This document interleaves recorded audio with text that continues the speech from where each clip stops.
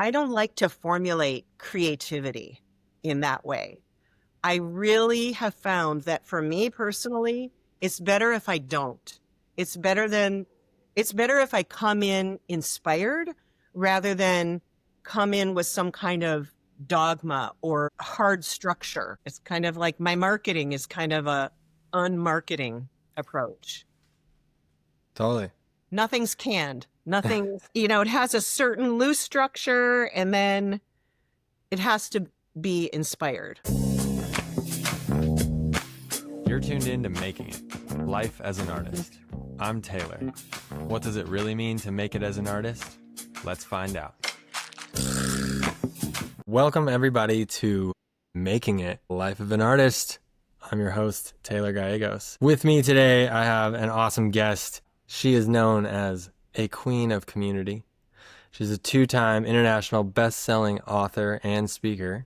She's the creator of Show Up You, an online course for entrepreneurs, brands, teams, and aspiring authors. So Lynn Abate Johnson, thanks for being on the podcast. Thank you for having me, Taylor. This is fun. Definitely. How are you doing today? I'm doing really well. Yeah, really All well. right. Things are moving right along, clipping along. Good. I'm feeling the same. Lots going on, lots of excitement. We'll take that into the podcast. Yeah. Cool. All right. Well, we're going to dive right in with the first question. And that is, in terms of your creative output, your creative mindset, who you are as a creative, what are you most excited about in this moment right now?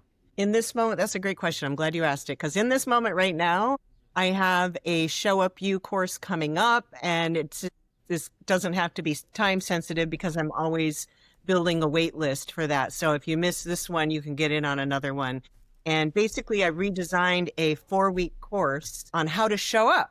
Like you have a passion for something, you're an entrepreneur, maybe an artist or author, or somebody who wants to be an artist or an author, or some type of entrepreneur in an endeavor that you feel passionate about, and you're just either at a place where you've become stuck and you could use an infusion of new ideas, just things to kind of jolt your brain and your heart to help you propel your business forward. Or it could be, for a startup. And I came from the startup life in Silicon Valley. And so I'm very familiar with all of the things around startups and how scary it is and how risky it can be and how exhilarating it could be at the same time. And, the wins and the things that you learn from. And so what I did with the 4-week Show Up You course is I distilled it into little pieces, little bite-sized, easily digestible pieces. And so now I call it a power hour or a microdose. I love to call things microdose because it's cool.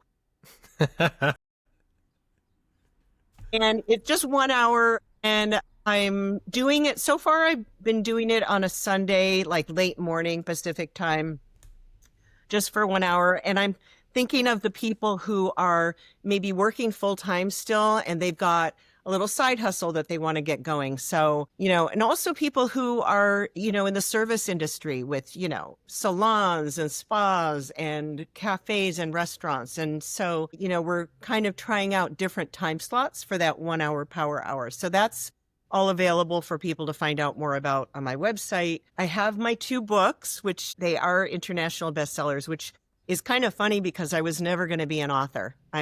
I call myself an accidental author. And from that experience of writing these books, I've come up with so many kind of do's and don'ts, kind of from my own experience, what worked for me and what didn't work for me. And so I just really love to share what is possible for other people, knowing that if people are grappling with something in particular, I've probably grappled with that myself. And I have ideas about, how to avoid certain things and how to propel yourself forward easier, faster, and without too much drama. So that's what I really love, is to teach, consult, and train people, real humans, on how to show up with their own unique brand, right? Because we're all brands. We're building personal brands, we're building business brands, and really it's all integrated. And that's what I speak about when I do the public speaking that I do, which I love. And I usually take the audience into account. Well, I always do. Try and, when I'm invited to speak for an organization, like I did recently, a couple different ones, I send out a survey usually ahead of time to the participants. If we have a list of the people who are going to be participating, who have registered, and I ask them about their life, about their business, about the questions that they have. And so I try and really get to know my audience ahead of time so that I can show up and give them my best, and not my best that I think that they should have, but my best that's relevant to them and where they are in this moment. So it's an ever evolving kind of process for me. People ask me all the time about writing the books, if I had a certain formula that I used or if I had a certain dogma or system. And while I am very interested in systems and structures, it's part of who I am and what I do, I don't like to formulate creativity in that way. I really have found that for me personally, it's better if I don't.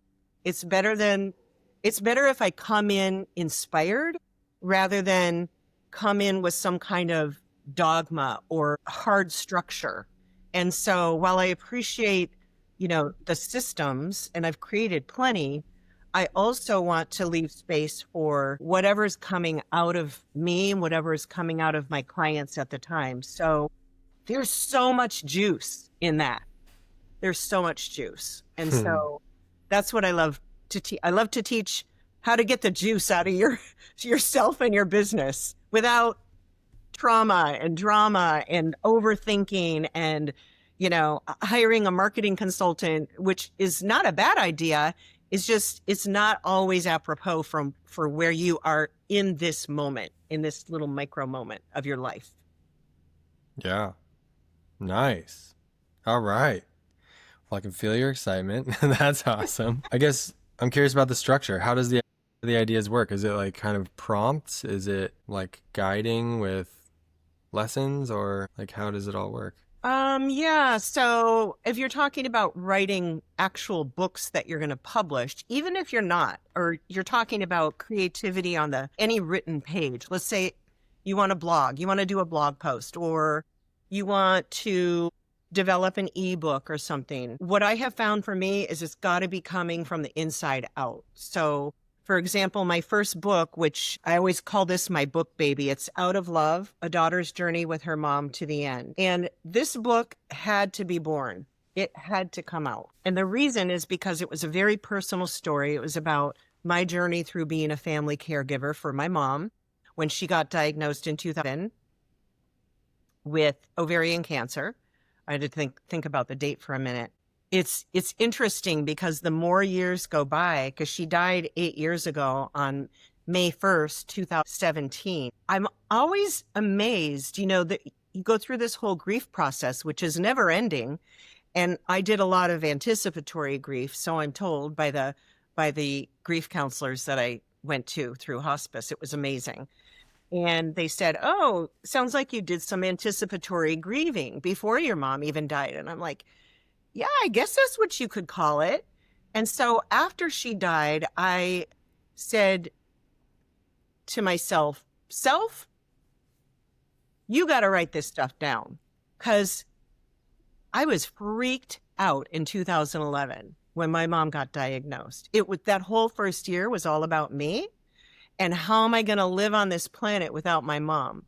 I fortunately am one of those people who had a mom, and who had a mom that was pretty decent mom. I was all freaked out about what I would do without my mom. And so I learned over the 6 years to lots of different tools.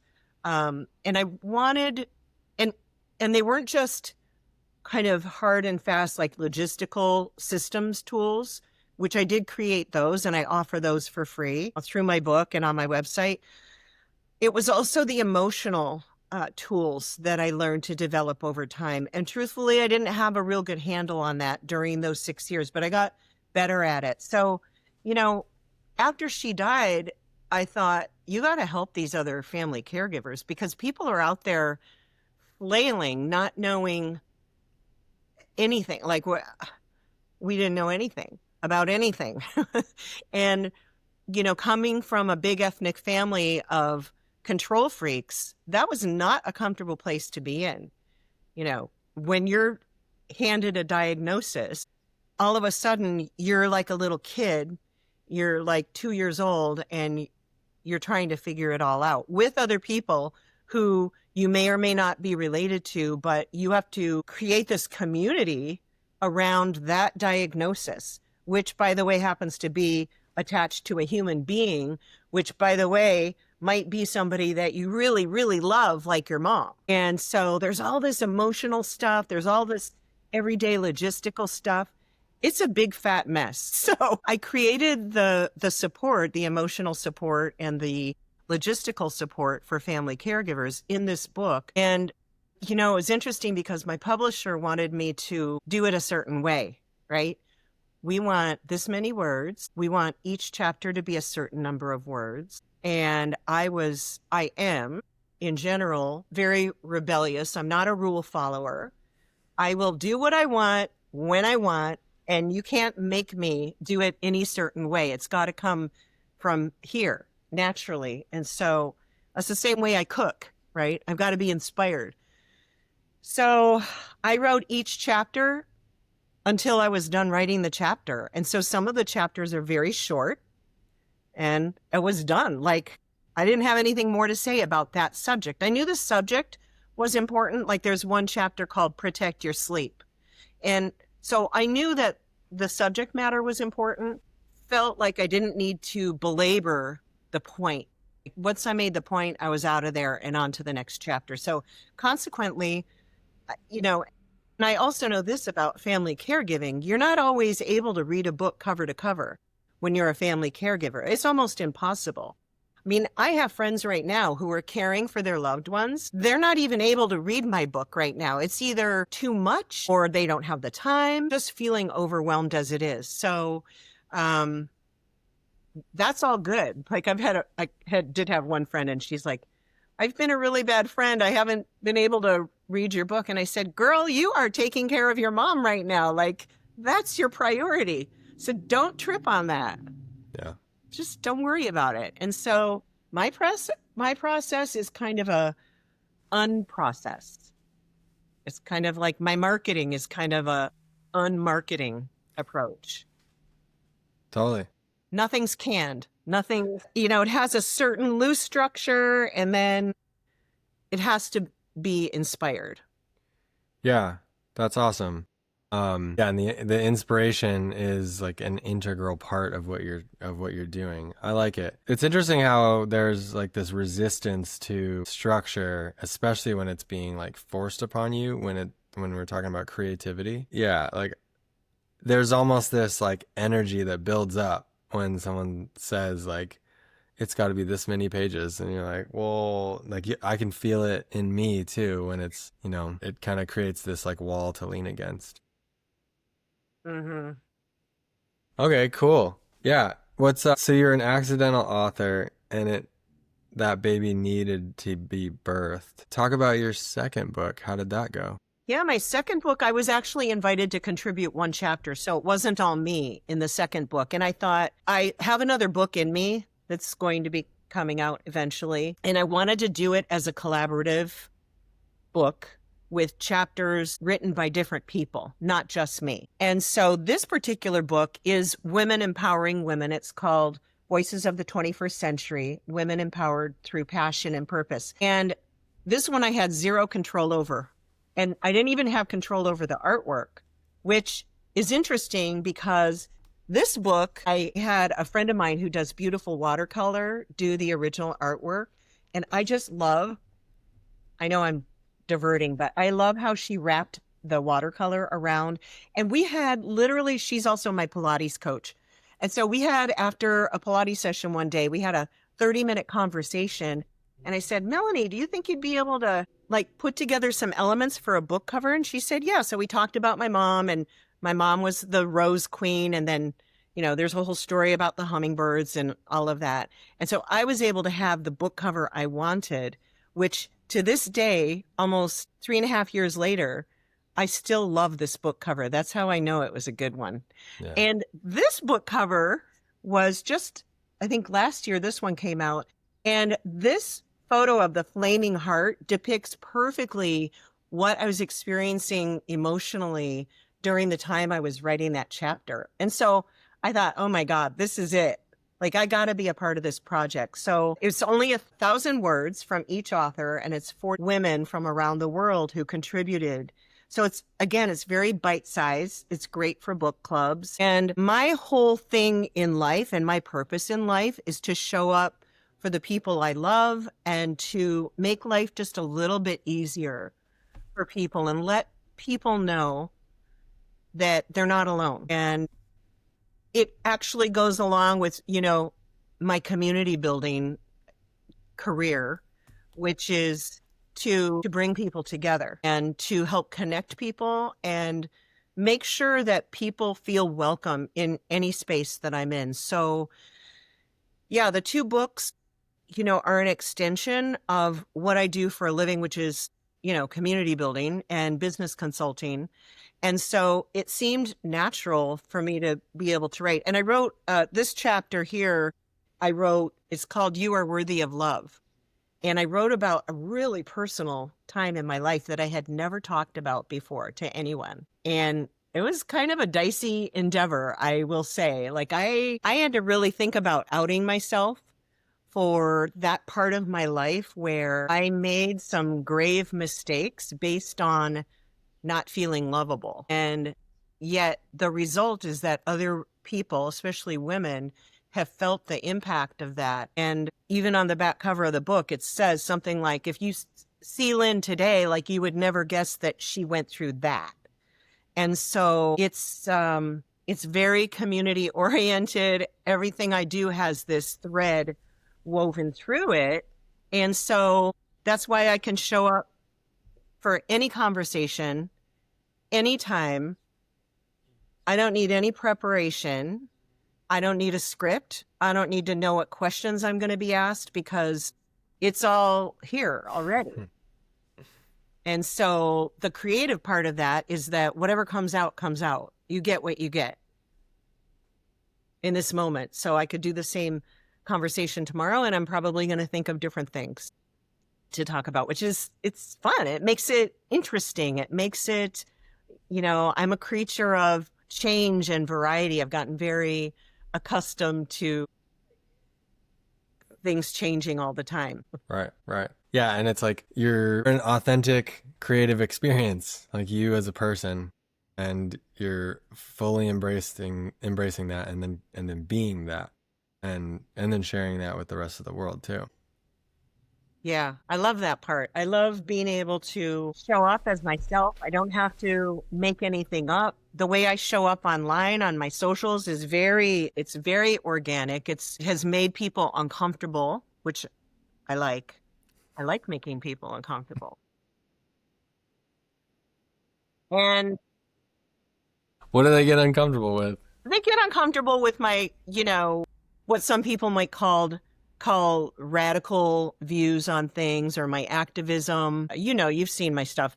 I'm unapologetically outspoken now in this part of my life because I really have gotten past that disease to please.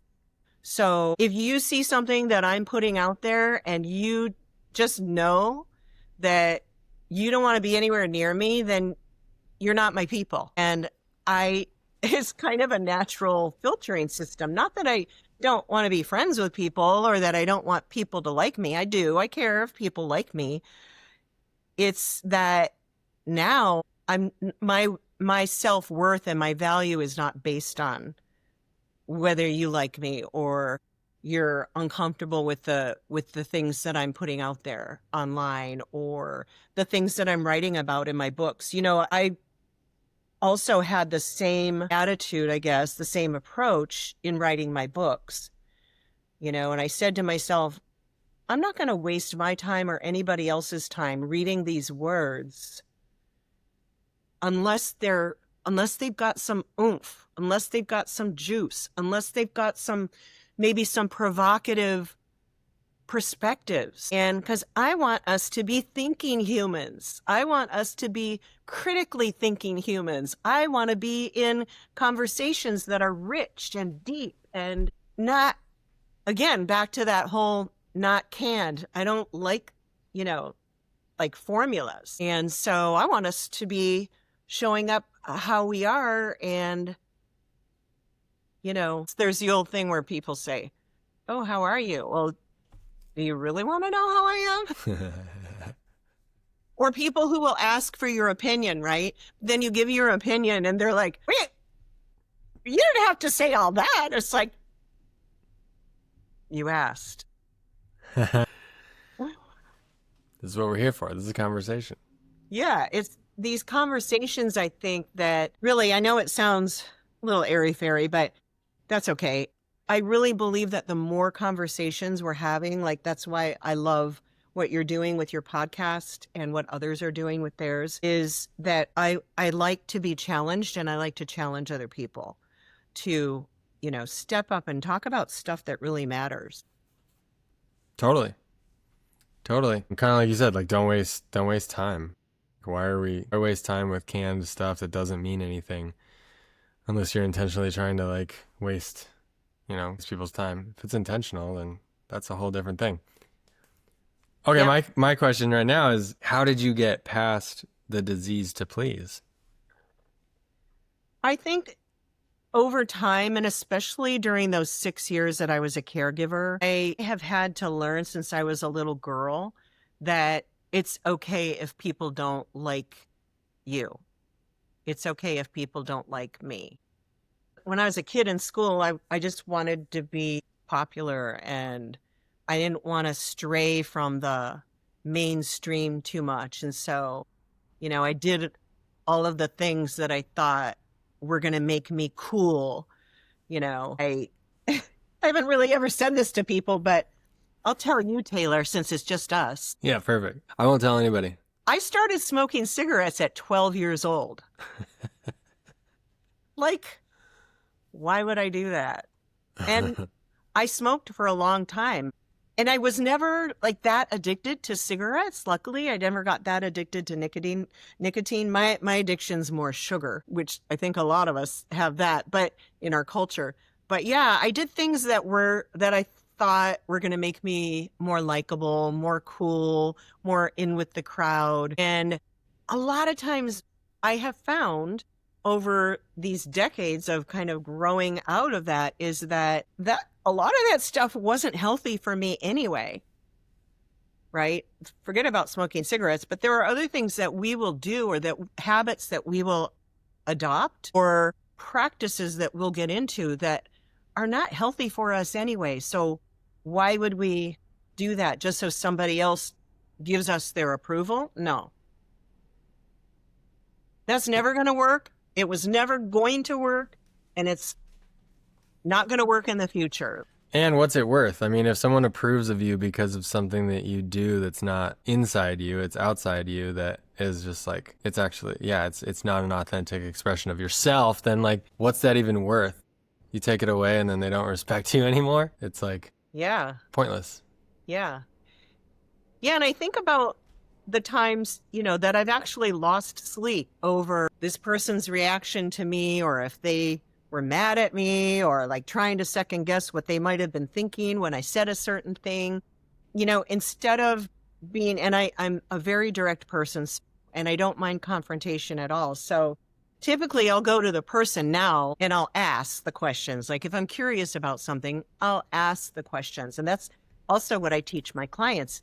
If you have because I'll have clients say to me, well, I wonder what they think of this. And I'm like, well, if you're wondering, then why don't you ask them? So go directly to the person and ask the question and have a conversation.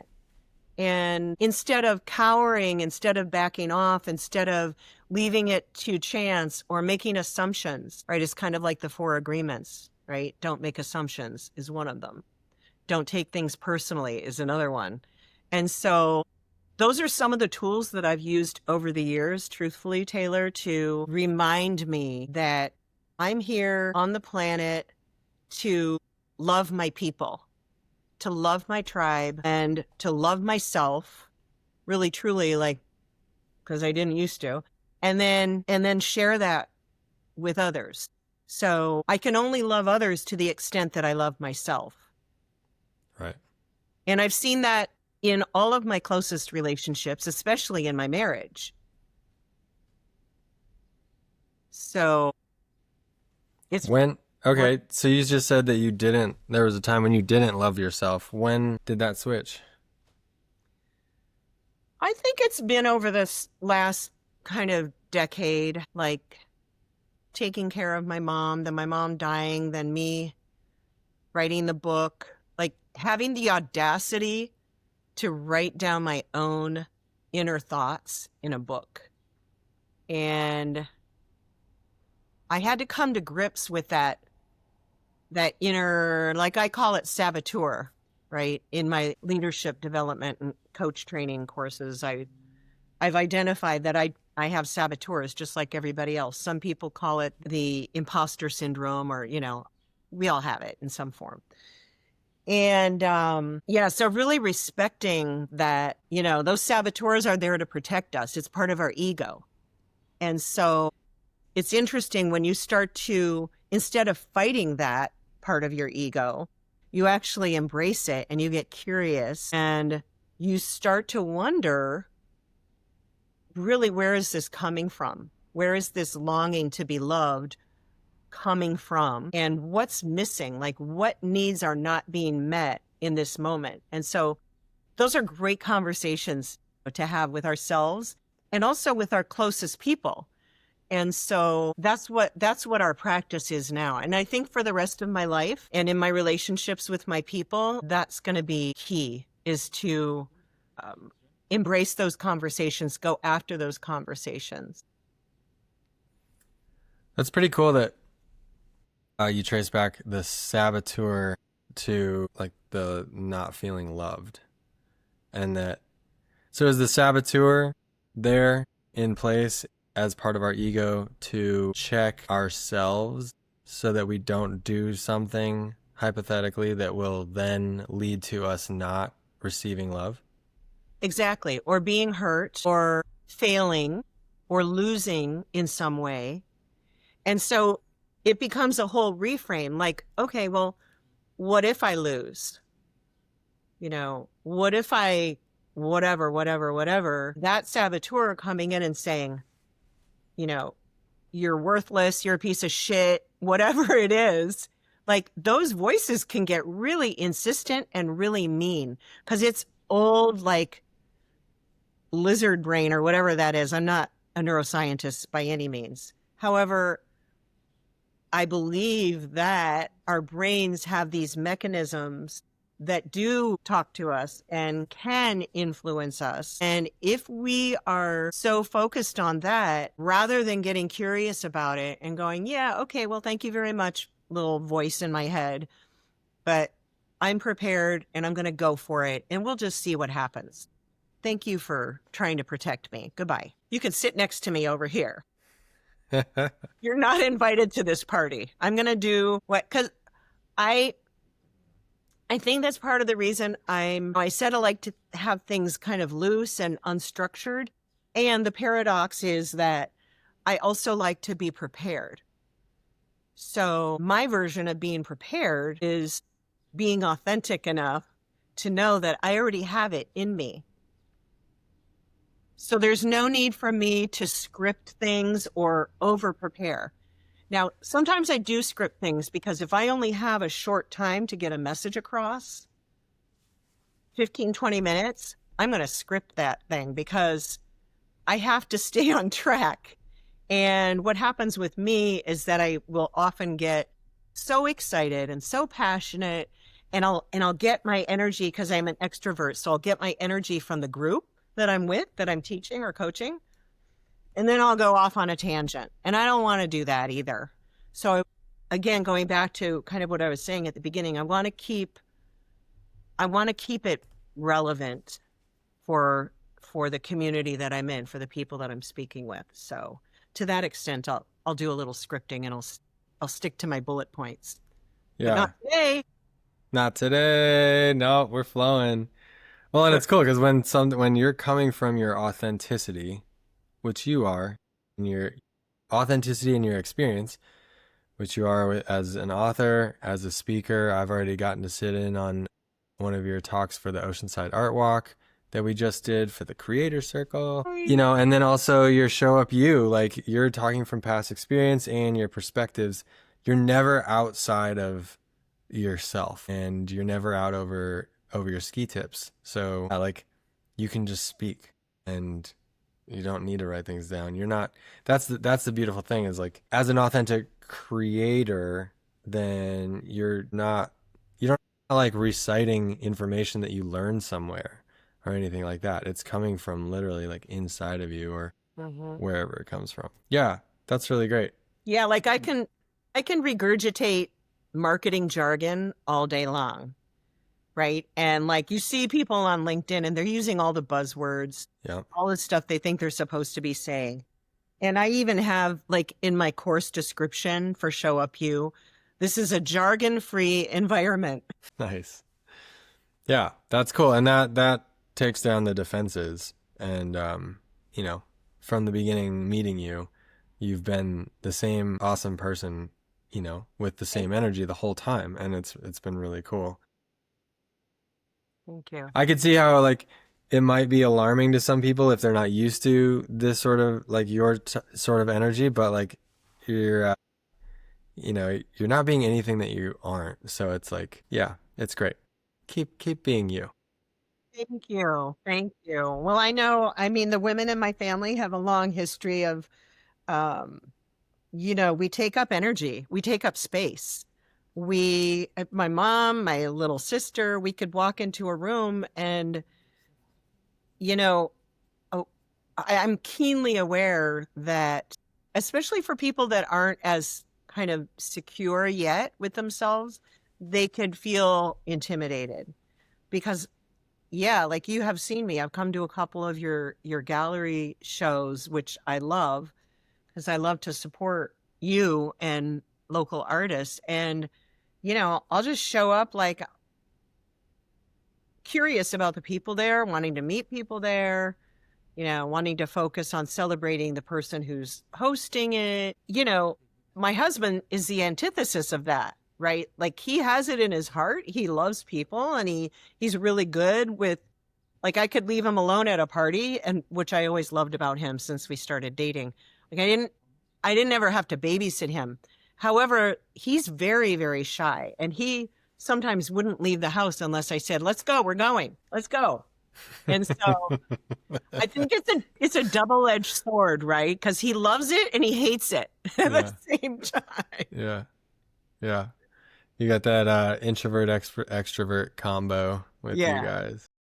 Yeah. One thing that you mentioned that made me remember something from your talk that you did, which for everybody listening was on the topic of community building, was you just talked about preparation and how, like you mentioned it going into a talk, and then during the Creator Circle talk, you talked about it in terms of going into social situations or going into business situations, how you would like do a lot of preparation beforehand to like look who's going to be there, what their backgrounds are. You maybe like follow them on social media, you do a little research on them. That way you're prepared.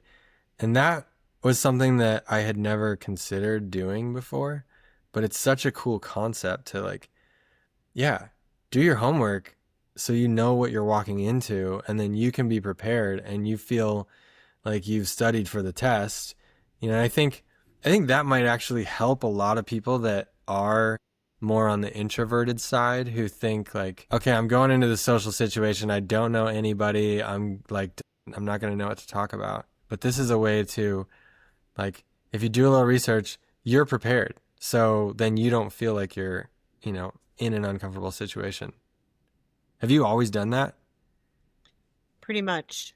I mean, I've from my Silicon Valley days and going to so many conferences, community building conferences, marketing conferences, social media conferences, all the conferences for decades, I knew that if I got there and I already had been following or creating relationships with people in advance of that event, I would feel more at ease myself. I wouldn't be nervous about meeting people. And it was really more of a personal thing to help me just kind of walk in by myself, hardly knowing anybody in the room, and then being able to connect with people who I felt, how you get hits, like you get intuitive hits and you feel like, oh, I want to talk to that person because what I saw of them online was really interesting to me. So I want to get to know that person a little bit more. Like anything awkward at all, because everybody's there to meet everybody. And I think that it helps other people feel at ease too. So it's really serving more than one purpose. It's me being more comfortable entering the situation with a bunch of strangers, and then the strangers also feeling like there's already some camaraderie. It's one of my favorite things to do, Taylor, is meet an online friend offline. It just happened last week. I went to an event and there was a person who I hadn't met yet in person, and we hugged and it was like, we already know each other. This is great. Like, one lady came up to me at the art walk back in May. She came over to my booth and she said, I want you to know that I read your Instagram post in tribute to your mom who died on May 1st. So I did like a little thing. And she said, it really struck me, emotionally. And I really felt close to you, from that one post. And I really wanted to come over and meet you in person. And I was like, oh my gosh, that's amazing. Thank you. I felt so happy and so grateful that she who does that? That's the thing, is that these days, I think it's unusual. And so I praise people when they make the effort to reach out, either online or offline, because I don't think people realize how rare that is. Yeah. And especially for businesses and brands, I think that a lot of businesses and brands hide behind their logos, and there's nothing personal that you could relate to there about why they exist and what they're up to and how they're going to help me, or solve a problem for me. And so that's why, I'm on a mission to humanize businesses, but especially on channels that are so traditionally dry and stale and B2B like LinkedIn. I'm here to humanize LinkedIn. Nice. And that's a whole hour discussion in itself, right? Because there's nuances, there's strategies to that. And there are ways of showing up it's more psychological than anything. It's more, what I teach is more being and less doing. Awesome. Yeah. Like you're reframing someone's mindset, and then that is going to make all the difference in how they do. You're shifting the being so that the doing just like plays out differently. Right. Which is great, because that's where the being is where the doing starts. Everything starts in your mindset, where, your ego, your soul, your mind, your heart, whatever you're leading from, like, and then the doing is like, okay, you make a game plan from your mindset, from all of that. Cool. That's why I love you, Taylor. You totally get this stuff. I knew, because I have very good spidey sense and instincts, and I knew that you were someone I really wanted to support and, like get in your corner. And it's because of that. And my whole philosophy in leading groups and teaching this stuff is, if I can have you reframing, as you said, and have a perspective that's more who you are and who you're being, you can carry that into any part of your business. And so you're not going to need that marketing consultant, like on your payroll forever. Yeah. You're going to be able to be creative on your own because you're going to be in touch with your own values and your own purpose and why you exist. And then that influences everything. Everything else comes from that. Totally. You know, I grew up being a doer. I grew up thinking that if I wasn't productive, I had no value. And so that was another thing that I've learned over these last decade or two is, yes, you do. You don't always have to be going, productive, producing results that are everybody can see. No, that's a fallacy. That's old. Yeah. And so the doing comes very naturally for me. So I don't even have to really think about that because, like you said, it's going to come from here. I really like that you just said that's old. It's like that's the old paradigm, and that's the way that things have been looked at, that people have been judged. But like when you have experienced it differently and you are able to see the value in someone for who they are, what they are, how they exist, it just shifts it all. And then from there, it's like what they do is definitely secondary. It's really cool. I think it's time for the question section. Okay. Formalized question section of this interview. Don't get scared. Don't get nervous. I think we're gonna be all right. Okay, so now in terms of creatives with a capital C, of all genres, all backgrounds, all forms of creativity and art and creation, what is your advice to aspiring creatives? My advice to aspiring creatives would be to get to know yourself and get help getting to know yourself. So for me, it was getting a coach, for example, a life coach. And she's an intuitive life coach. So there's like an extra layer of woo-woo that I'm not that woo. However, I'm interested in it and I'm curious about it. And so what I've been able to tap into through my work over the last 10 years or so, I've taken courses, leadership development, coach training, which has been amazing for me. And some of the questions that we explore in these courses are really challenging. Like they have challenged me to identify first my values, and from my values, what's my purpose, and from my purpose, what's my identity. And I was saying earlier that I'm here, I exist to love my people and to help people feel that they're not alone, that they're in a community of some sort, no matter what. It could be business, it could be anything. So for aspiring creatives, I say tap into your own identity, and there's no other identity like yours. And the work that I do with my clients is largely at the beginning is to lay that foundation of who are you? Why do you exist? Why are you here on the planet? And then what are you here to offer? Like, how can you help others get where they want to go? Or how can you help others appreciate the beauty of nature or whatever it is that's all around them? And so nothing else is going to happen until a person understands their own identity. And I see it all the time. I see people struggling, grappling, drowning in all of the to-dos. And if they were in touch with their purpose and their identity, everything else would stem from that. They would know the next right move. They would know the next right relationship to create and generate.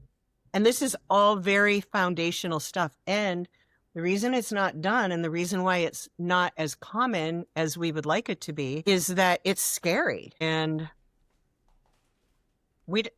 sometimes as human beings, we don't want to go deep. Yeah. And no, I mean, I've only come across this type of talk, I don't know, in the last like 10 or so years in my life. And that's been since moving to Southern California and then like finding these like really interesting groups of people and getting into these like, I don't know, new age worlds There's a lot of places that just don't even think this way and talk this way. But it's cool. I mean, like what you're saying, the visual that I had with, being versus doing, and then like if you don't know who you are, what you have to offer, any of that, like you're basically a chicken running around with its head cut off. Like you can do and be active all day long, but if you don't have an intention or a direction or anything like that, then you could just be running all over the place in the wrong direction and whatever. Whereas you can, once you find yourself, even if you move super slow and you make moves only occasionally, like you're a turtle now, but a turtle going in the right direction is going to get to its target before that chicken with its head cut off. Like, and when it does get there, it got there for a reason, and it's solid in that. That's cool. Find yourself, folks. Find yourself. Find yourself. Yes. And, I think you talked about your move. I would imagine you went to school in Colorado, right? And you had established a community there, and you had, going to university, that's a big thing. That's like a major community in anyone's life, for spending that many years with people who are influencing you at a younger age. And then you got to get uncomfortable to go someplace else, to leave that. And so that's where the growth comes. It's where I'm about to write a blog post about this, with about friction in businesses. And, I have a little cheeky thing because I'm so, as my mom used to say, I'm crass sometimes. But, like part of my message is that friction can be a good thing in some areas, but in business, no. Okay. No. So, yeah, it's that discomfort. And so I often will take that path that I know is going to make me uncomfortable. Kind of goes back to what I was talking about earlier, about, causing discomfort. Like we have to be at cause, like if we're going to grow. And so I think that's an exciting place to be, because sometimes you're going to make it and sometimes you're going to flop, and you're always going to learn. And if you have a circle, a community, like I know you built that in Colorado, because I saw on your social media post, right? Like you were talking about you were back in Colorado and you were doing a mural, and like you have created these relationships wherever you've gone, and it's serving you now. You've got these ripple effects that are coming from that. Totally. Yep. Community. It's so valuable. A friend of mine, a good friend of mine, he always says, your network is your net worth. Yeah. That's a good little rhyme, and it's definitely profound and true. There's a book by that title. Oh, really? And I can't remember her name, but I actually have the book, or I had it. Yeah, your network is your net worth. Nice. Great book. There we go. And great idea. It's so true, because those people, that's where we want to spend our time. That's where we want to invest our energy, is those people who love us, care about us, want us to be successful. Right. And one of the key parts of the curriculum that I created is to help people understand that those friends and family members, you can be crass and say that's low-hanging fruit. Sure. Why is it?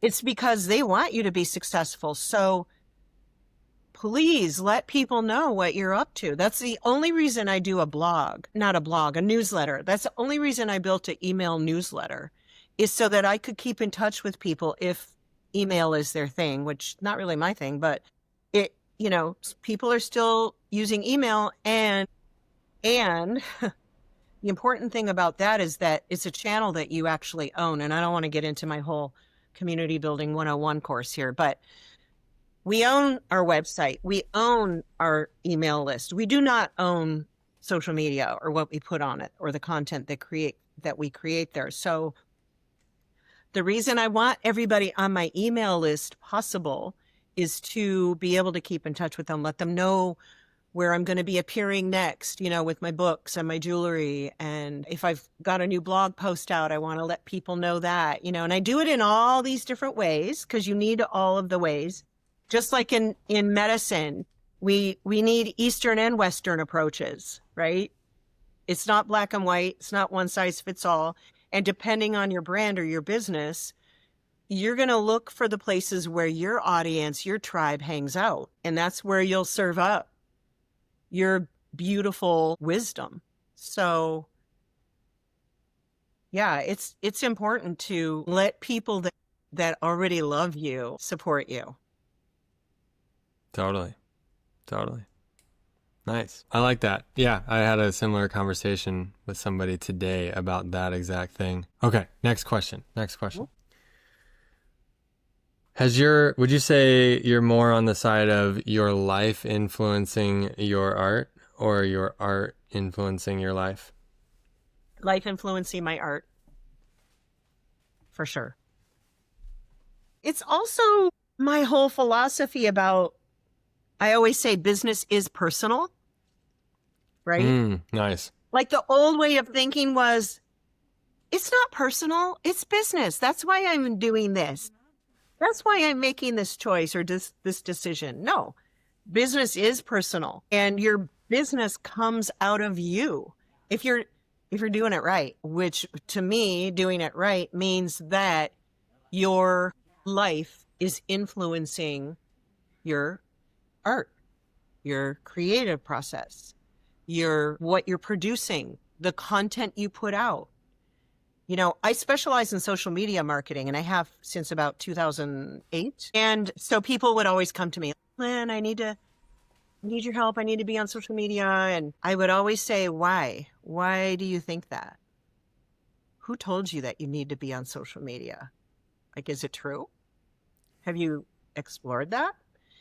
And I think that again, going back to the formulas and all the marketing jargon and all of that, there's no formula for that. It's a big mystery. The algorithms, you don't see social media channels publishing what their algorithm is based on ever. If you find it, please send it to me, because it doesn't exist as far as I know. And, they change the user interface and the user experience every 5 minutes. Nobody can ever become an expert on that particular media, that particular way of reaching out to people.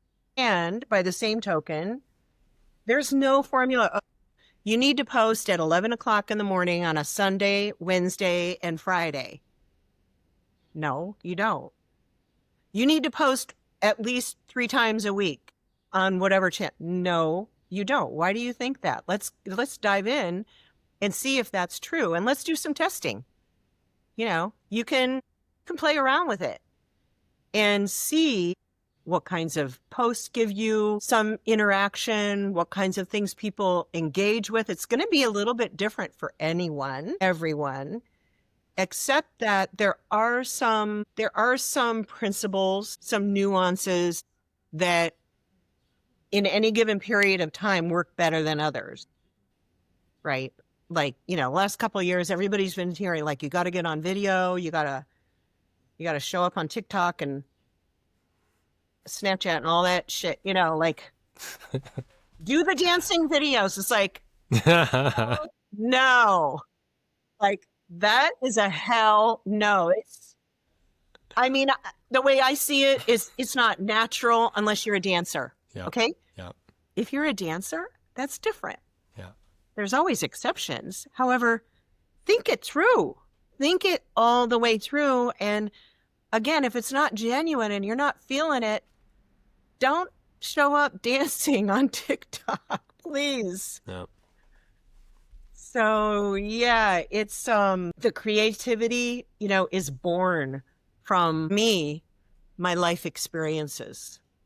It's almost to the point where, and I would imagine that you and other creatives that I know feel the same way, that, if you're not feeling it, you're not doing it. Yes, yes, it would be great to make a living at, monetize whatever it is that you're passionate about. That's a whole different subject, which we could talk about. I actually started making my jewelry that way. And I don't even sell my jewelry online. I only sell it in person. And the Oceanside Art Walk is one place where I actually launched it. And it was like a little bit scary to just put my jewelry out there on the table next to my books, right? Like, what does this one thing have to do with another? It's all coming out of me. And when I first started making my jewelry, I had been to New Zealand. We started going to New Zealand over 20 years ago when they were making Lord of the Rings. And a good friend of ours from Napa, where my husband was born and raised, moved to New Zealand because he was a visual effects editor. And so he got hired by Peter Jackson to work on Lord of the Rings. So I said, oh my God, we got to go make sure he's okay. He's like, a little brother to us. We went over there starting in 2001. Long story short, we ended up buying a house there. And then I turned that into a business where it was a vacation rental in this beautiful area, kind of like Sausalito in the Bay Area, where a lot of the homes have gondolas going up to the front door because they're built on a hillside. And that was our house. We had that house for 9 years. And we didn't have a gondola, though, but we had 77 steps to the front door. So why I mentioned New Zealand is I bought these shells, these Paua shells. You could see them. I did not make these rings, but I was so enamored with the colors and the uniqueness. No shell is alike.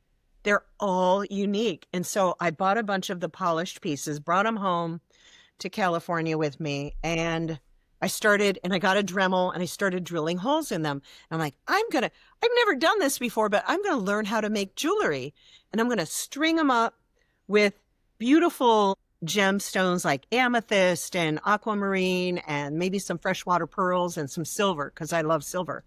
So I made a couple of pieces that were nice, big, chunky pieces, but just for me, because I can pull off big, chunky jewelry. Not everybody can, but I made these pieces for me. And then I had no intention of selling them at all.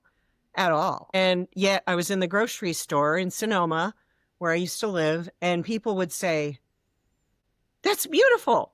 Where did you get that? I said, I made it. What? I want to buy that. I'm like, I'm not selling it. It's mine. And so after a few times of that happening, I said, okay, maybe I'll make some like on commission for people. And so that's what started me making jewelry. And so, and the byproduct of that, talk about my creativity coming from my life, is that, as you can see, I'm very intense and I'm very hyper and I'm very high energy. And so guess what making jewelry does for me?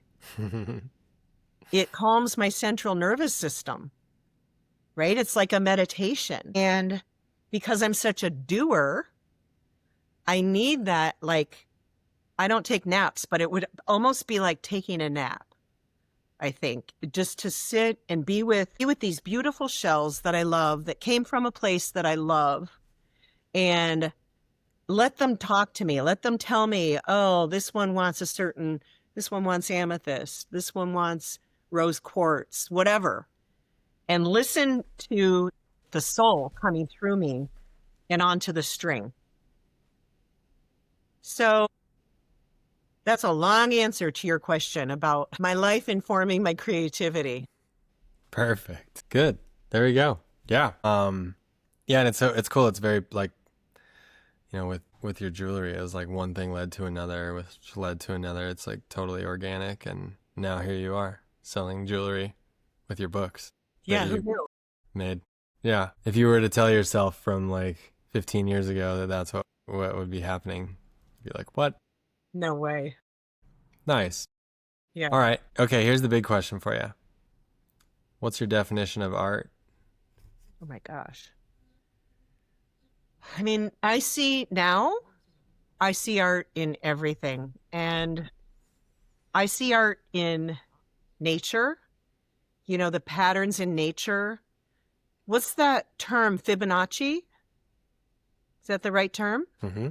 So I see it like speaking of New Zealand, in the New Zealand fern, right? Oh yeah. The spirals, that's just so, I could stare at that shit all day long. Like, Totally. it blows my mind how nature it's just such a natural phenomenon. And I know it sounds trite or like, oh yeah, everybody says that. I see art everywhere. And when I was younger and living in Napa, where I met Corey, and there are a couple of really well-known artists in the area. And one of them was teaching an art class. And I'm like, I'm not really artistic and I don't, but I don't think I have a creative bone in my body. And I went to the class and I said that to this teacher, this artist, and she scolded me. And she's like, everyone is creative, Lynn. So she said, quit lying to yourself. You got scolded. You have a creative bone in your body, at least one. And so it cracked my thinking open. I mean, talk about a shift in perspective. And it wasn't painting for me. And I think later on it developed into my form of self-expression, which is writing, which is for me, communicating and being able to tell a story is life. Storytelling for me is life. Building community is life for me. I can do it in my sleep. It's like breathing. It's all I want to do. And all of these other things that I do contribute to that whole life, that whole complete life, which is how I want to live my life now for however much longer I have on the planet. Yeah. Love it. That was a great answer. Thank you. What did I say? You said art is everywhere, and Yeah. yeah, and you can see it everywhere, and it is everything in every, like, especially when you put on your like art lens and then you look through that, you start to see that like everything was designed by something or someone.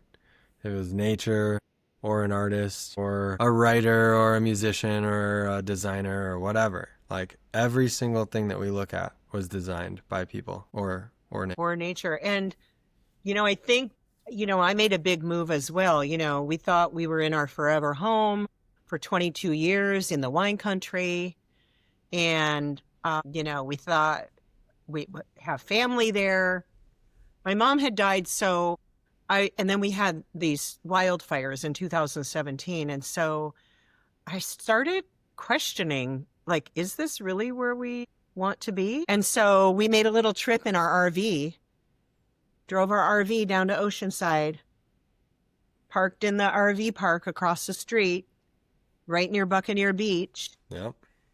And I'm telling you, I don't even have to think about it. There's no brain power involved in this at all. And on my worst days, if those saboteurs are squawking or I'm just having a crisis of confidence or whatever it is, I'm looking at Mama Ocean right here. And last night after dinner, we took a walk down to Buccaneer Beach and we did a big loop back to the house. And I get to do that. And I get to really absorb the art that is all around me. And it can snap me out of a real big funk, let me tell you. Totally. Art's powerful. All right. Well, at this point, we're going to have you tell everybody where they can connect with you. Okay. I do have a website, which I didn't always have a website, but I have one now. It's my name, LynnAbateJohnson.com. And on my website, you can find whatever I'm offering. So you can find my books and I will sign my books and ship them. I'd rather that happen than go online to certain booksellers, which will remain nameless. But I am on bookshop.org, which is good with my first book. So my website's the place to see who I am, how I can help you in your business. There is I don't know if you're going to have this in the show notes, but there is a PDF that's free And we can link to that if you want, that people can go on my website. And there's a tab called freebies at the top of LynnAbateJohnson.com. And so people can, put in your email and then you get this PDF. It's a 2-pager and it talks about some of the things that I was touching on in this conversation and more. Cool. Yeah. And then I'm all over the socials, but you can get to my socials through my website. You'll see all the icons. So if you like me in all the socials, then come and join me. Take a chance. She's fun to follow, folks. You got a lot going on. It's exciting, and yeah, it's really cool. Thank you. All right, cool. We're gonna take a quick break. Before we do, will you give the people a little bit of off-the-cuff wisdom? It doesn't have to be about art or creativity. Well, I have a quote for you. Okay. And one of my favorite quotes, and it's on my bookmarks and everything, is by Rumi. And I really believe this in my gut, is that we are all just walking each other home. It's beautiful. That's it. It's great. It gives a really nice perspective on everybody and everything. Yeah. All right, sweet. Well, we're going to take a break, and we will be right back. Inspired? Your support means a lot to me. Be sure to subscribe wherever you get your pods, share with other artists, and let's keep the creativity flowing. And we're back. Okay. Lynn, how you feeling? Great. Yeah? Really good. Thank you. So grateful to be here with you. Grateful to have you here. This is awesome. Yeah, it's been really nice getting to know you so far. It's been a real blast. We're both on the Oceanside Art Walk Planning Committee. Yeah. And so we've been rocking and rolling on that. And this last art walk, we were set up really close to each other. That was a lot of fun. It was. Yeah.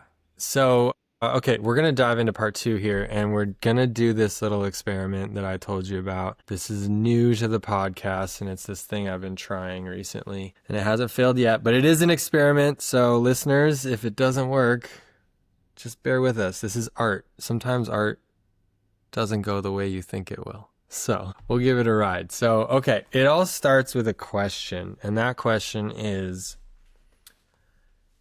what is it that you do with your life?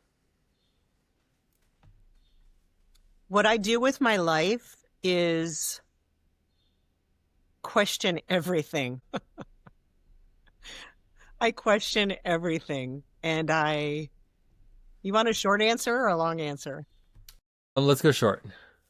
Yeah. So I've learned to become more curious, and I feel like the joke or the thing that I say is that the older I get, the more I realize I know nothing. And so coming from that place of curiosity has opened up lots more possibilities to me and made me uncomfortable too. So yeah, I question everything and I focus on love because I believe that love is really all there is. Everything comes back to, is this the loving thing, or is this the thing that I'm doing out of fear, or saying out of fear, or thinking out of fear? So it's either or for me. Sometimes I win, sometimes I don't. Yep. I know how that goes. Okay, well then let's go with the focus on love. Why is it important for us to focus on love? I learned from taking courses, and I'm not a religious person. However, I have some spirituality, which says to me that there are forces and energies in our world that are beyond our control as mere humans, walking on the planet. And so, I love the book, A Return to Love by Marianne Williamson, which was based on A Course in Miracles. And it made the Course in Miracles, which is a giant book. It's very thick and it's very heady, right? There's lots of big words and concepts that I don't know if everyday people can really grasp. But when I read A Return to Love and also The Seed of the Soul by Gary Zukov, those two books blew my mind. And I realized that we are souls wearing a skin suit, right?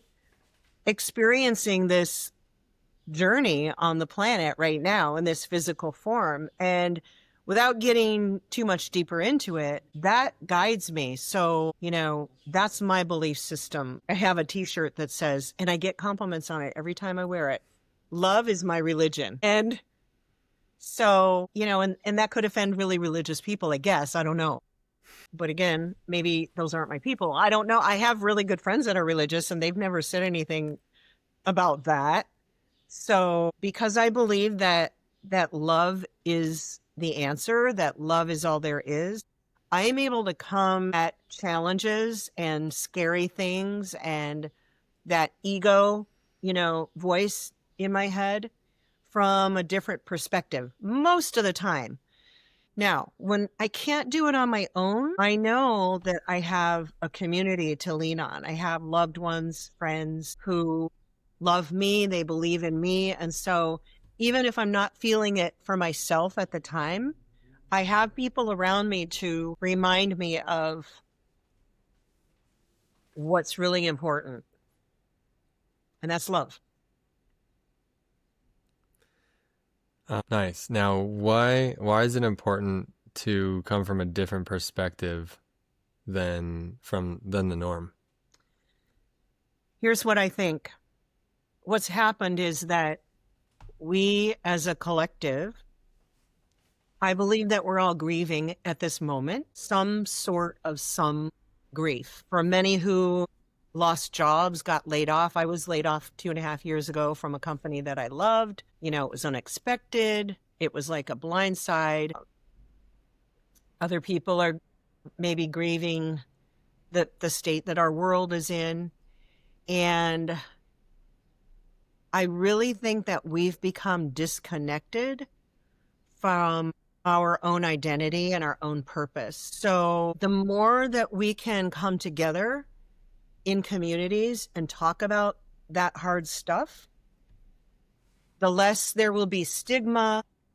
There's so many things that people are hung up on and they won't talk about it because there's a stigma. I have a strong belief that our culture for centuries has been built on, okay, now you're going to get me on my soapbox, but I think it's important to realize that this stuff, the way that we think, the way that we're grieving, the way that we're missing love or identity or connection in our lives, it's all on purpose. And so our system is patriarchal. A bunch of old white guys created systems centuries ago that were built to oppress people who were not like them. And so today, I think that, and if you call me woke, that's a compliment, by the way, but I think that people are waking up to that. Like, the other piece of that is that, I think I touched on this earlier, is that we have people around us to remind us of who we are. So when we get so far up in our heads, or we're experiencing some kind of sorrow or grief or rage, or for me, it's this delicate dance because I'm an empath. And so I feel things super deeply, which also means that I feel rage super deeply. And so my empathy and my rage do this odd dance sometimes with each other. And so I forget who I am sometimes. And so I need other people to remind me of who I really am. And so if we can start practicing having these conversations, going just a little bit deeper than the normal surface level BS, then we get to start reminding each other of our own magnificence, right? And like Marianne Williamson said in the book, A Return to Love, there's one quote that was, I think Nelson Mandela used it in his speech or something. But part of the quote is that, and I'll say it twice because it's kind of a mind twister. There's nothing enlightened about shrinking so that other people won't feel insecure around you. Right? There's nothing enlightened about shrinking so that other people won't feel insecure around you. And I think it's so important to remember, especially if you're a recovering people pleaser like I am, it's so important to remember that not everybody's going to be our cup of tea and vice versa. So let's show up how we are unapologetically and make sure that we're shining our own light so that other people at least have permission to do the same thing. Yep. It's full permission to be yourself when you have a circle of people who are doing the same thing or at least practicing at it. Right? That's how we remove stigma. That's how we guilt, shame, all of these things that come up in our lives. We listen to ourselves and then we open ourselves up to people who love us.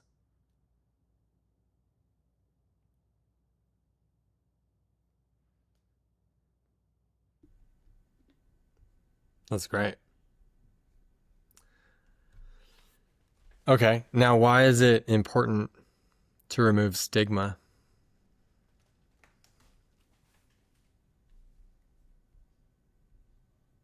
There's a message.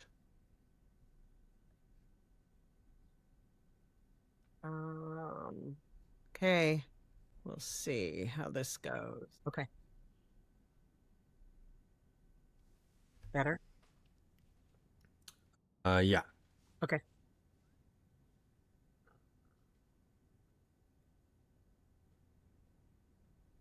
What'd you say? Was there... Good. Sorry, you cut out for a second. Yeah, Good? we're good. Okay. Yep. Okay, let me say that again. Why is it important to remove stigma? Oh, wow. So stigma comes with so much crap and so much unnecessary baggage. If we let it, stigma will keep us from being our best selves, our highest selves. And so whatever it is, I talk about this actually in both my books, whether it's mental health, whether it's death and dying, whether it's family dysfunction, those are all things that we as humans are grappling with. And I think that we're helping each other. We're helping each other to be our best selves if we can do the work of removing stigma. And the only way we do the work of removing stigma is to out it, like crack it open, like talk about it. The only way. There's no other way.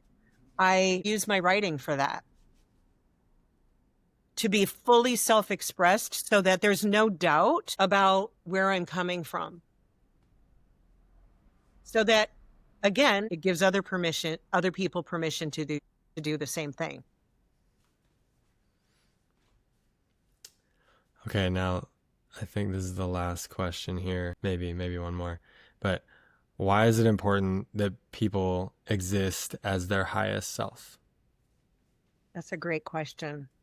I think that we owe it to ourselves and to our culture to do things differently today than we did yesterday, 5 years ago, 10 years ago, 100 years ago. I am fiercely committed to breaking generational trauma and to outing myself first about some of the paradigms that I came up with, right, as a kid, and the cultural background that I have, and those things that I used to believe, and I don't believe them anymore. And so there's a lot of what I'm calling unlearning in my life. And it goes back to that questioning everything, being curious, and I want to learn what I can unlearn as well as while I'm learning. So I go to mentors and, people that I find online who I respect, and they're speaking the same language, which is the language of love. And yeah, there's doom and gloom. There's all kinds of stuff happening. And I really believe that systems that were created centuries ago they can't be fixed. There's no fixing anything. What needs to happen is that those systems need to go away. Like, I'll put it a little bit more crass. My mom would hate this, but those systems need to burn down so that we can create systems based on inclusion, based on love, based on respect, based on integrity. And I welcome conversations about that. So yeah, it's going to be more and more of these kinds of conversations that will make an impact on how we are now, and how we exist now, and also long after we're gone. After I'm dead and gone, I want to make sure that my nieces and nephews have something to be proud of, to build. Like, they can do it. These generations, we're all kind of teaching each other. And so these are worthy conversations to have. It's great. So what we get from all this is that the reason that you are who you are, how you are, the way that you choose to be, is essentially, and all the work that you do, all your creativity, all your creative outlets, is essentially based on passing on a world of value to the future. Yep. And I can't let myself be stopped because I know it's not going to happen in my lifetime. That's not even an option. Like, I am a fighter, and I will fight. I will fight to cause this more energy of love and integrity in our world. I'm a realist. I'm what I call an optimistic realist. So I have hope. I don't know why exactly sometimes I have hope. But I have hope because I know people like Taylor Gallegos. I mean, I know people like my husband. I know people like the ones that we work with on Oceanside Art Walk. Like, there's more of us, right? And it's about finding our people to lift up, these messages of hope. Right. Let's just go. Let's go with that, and also embrace, what is it? Embrace the suck, or whatever that some people use that terminology. Like, yeah, There's that too. So yeah, it's not either or, it's both and. Yeah. And it's like I've seen transformation in people. Like, I've experienced transformation in my own life from, different, when you have an experience that connects you to either yourself or somebody else or a place or something like that, that is a feeling of, authentic, like we were talking about vulnerability or beauty or like interest or whatever. There's like all these things that can get kicked off in you and that can help shape you. And like, you just talked about generational trauma, and like, I've done some work around that in my lineage, and there are things in my lineage that I did not want to pass forward through me. I didn't want it in my life, and I don't want it going forward. And there's been this work that I've done with people on it that has shifted it, it's transmuted it, it alchemized it, and now it has. And I know that if that can happen in me, that can happen in others, that can happen in maybe even systems. Like, we can burn down all the shit that needs to go away, and then like what we're left with is the essence of it, and then transmute that and make it good for all. And like you said, there's there's so many people that are good and that want good things for people. And the ones that, I would say, the ones that are not exhibiting this goodness, it's because they haven't experienced it yet, or Yes. they haven't felt it for them, they haven't seen it, or they haven't felt the connections to others or to themselves or whatever, to the beauty, to whatever. And yeah, I mean, like, I feel like that's like part of the really important part of all this, like, of art itself. Like, art creates connection. Writing, you can communicate. Someone can understand your thoughts and feelings and get where you're coming from. I've learned so much about people in the world from reading books, or I listen to books, but by like learning another person's experience or perspective. Like, you don't like, that's a way to walk a mile in someone's shoes. And like, without doing that, then you don't know exactly what's happening. And then that's where, like, ignorance is where judgment comes in. Yeah. Yep. That's a good quote. Write that down, somebody. Yeah. It's so true. It's so true. Because there's no other place to go from there. Right? Yeah. You have to, you make up your mind about something, and then you have this myopic, tunnel vision, and there's no place to go from there. Right. Whereas, I work on this with my coach too, is just transmuting that energy and that old generational trauma where, and I always say the generations before me, they did the best they could with what they had at the time. And as I write in my first book, that shit is not mine to carry.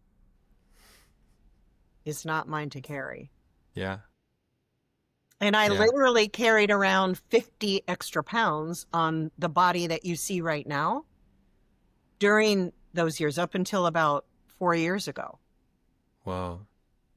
So you could see how metaphysically that comes into play, carrying the weight of the world, right? And for some of us who are sugar addicts, it'll come through physically as well. Yeah. As metaphysically. And, that's like a daily thing for me to pay attention to. Because it's not like, I got it, I realized it. Oh, I'm not going to, like you said, continue that pattern or pass that on, to the next, or like vomit all over people. No, it's just, it doesn't mean that it's automatically done. It means that we're works in progress. Oh, yeah. And definitely. that we're conscious. Yeah. And every opportunity is another opportunity to, practice what we've learned and carry things forward and pass things on in a better way. And exercise curiosity. Curiosity is such a key it's like a master key to all these locks. And like, if you run into a locked door and you don't have curiosity, your first, it's basically just like, try to break the door down. That's like really your option. But curiosity can just like open up so much. If you're curious with a situation, with a problem, with a challenge, with anything, especially somebody else, like, it can just like show you what's going on. Yeah. In a whole different way. Instead of leading with like your opinion about how things should work. And I'm speaking from experience here. I had an experience recently with a family member where, I was leading with like, well, this is what I think should happen. And then this family member of mine told me, what if you led with questions instead of telling me what you think? Wow. And it shifted my whole entire world. Like, my life has been different since that moment. And my last whole art series was based on it. It's titled What's in a Question? And like, my whole life is different since then. And it's been like such a like beautiful way to like go about everything. Oh, that's so great. You have that person in your life who would say that, right? Yeah. Oh, yeah. Oh, yeah. And going back to your quote, because I wrote it down, ignorance is where judgment comes in, right? Or something like that. Yeah. Yeah. Ignorance is where judgment comes in. So that's the antithesis of that coming at it from curiosity. Yes. Yes. It's like, and like ignorance, being ignorant of something is not a crime. That's not Right. the problem. It's the unwillingness to be curious to try to remedy the Right. ignorance. That's where the issue comes in. Mm-hmm. Mm-hmm. Yeah, an old I used to go to Al-Anon meetings a lot after I was married before to an alcoholic. And I learned in these meetings that there was one quote that helped me a lot that said, denial is the absence of curiosity. So it goes right in line with that. Yeah, that's really good. Yeah. Yeah. Because you're like, Well, why are they so this and why are they so that? And why won't they, they're not, because they can't. They're not curious enough. right, They don't Right. want to know. right. And at some level, there's a decision being made. Yeah, because because you can choose to be curious or not. That's up to you. You can and maybe it's more subconscious for somebody who's like, for example, an extreme alcoholic, maybe it's deeper down, more subconscious. Mm-hmm. But there is, For sure. and that's maybe I'm out over my ski tips talking about that, saying that we always have a choice, but that was something that my grandma always said to me was like, you've always got a choice, no matter what the situation is. You have a choice, some choice, and you can choose how to handle things.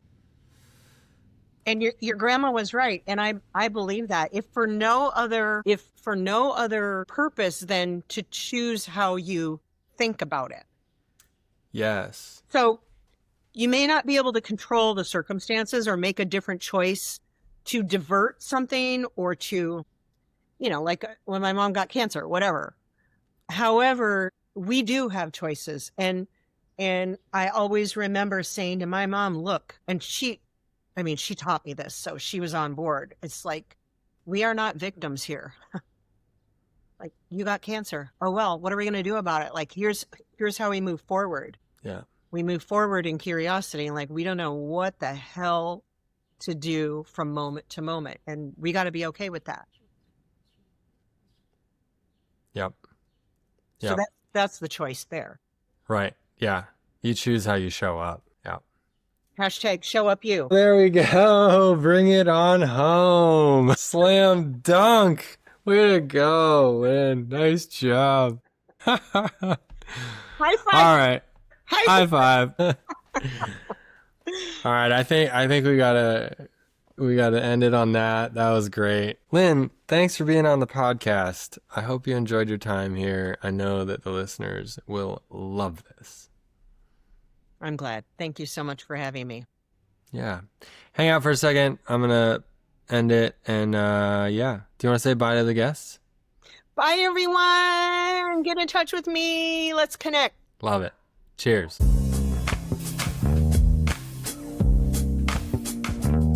Thanks for tuning in. If this spoke to your journey, spread the word, follow the pod, and keep chasing what lights you up.